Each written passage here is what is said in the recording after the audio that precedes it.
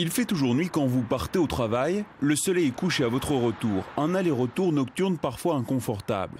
Pour assurer plus de visibilité, les constructeurs misent sur des phares plus puissants, des lumières blanches, xénon, LED ou laser, qui ont parfois aussi des inconvénients.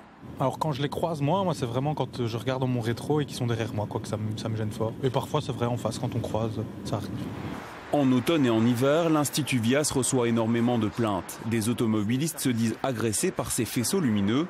L'Institut y voit un problème de sécurité. Pendant 10 secondes qui suivent l'éblouissement, vous ne pouvez pas réagir correctement. C'est comme si vous étiez malvoyant pendant 10 secondes et donc ça peut être très dangereux. Pour son confort de conduite, Mélanie a opté pour des phares LED. Ces phares sont bien réglés. Même si je ne mets pas mes grands phares, j'ai souvent les voitures qui viennent dans le sens opposé, qui rouspètent, qui font aller leurs phares pour me dire bon bah voilà, les phares sont trop puissants. Peu importe la génération des modèles, des réglages sont absolument nécessaires. Au contrôle technique, on constate beaucoup d'irrégularités, même pour les plus récents.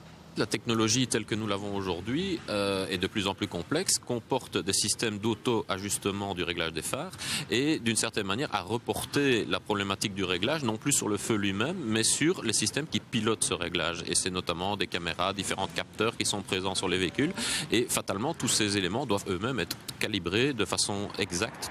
Pour Vias, les phares surpuissants sont bien légaux, c'est une directive européenne qui le permet.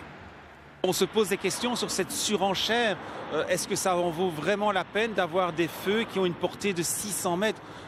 La réponse finalement elle est dans la question non, ça n'en vaut pas la peine. Et d'ailleurs ça incite carrément les conducteurs à rouler plus vite qu'ils ne le devraient dans des conditions nocturnes qui restent plus dangereuses que des conditions diurnes.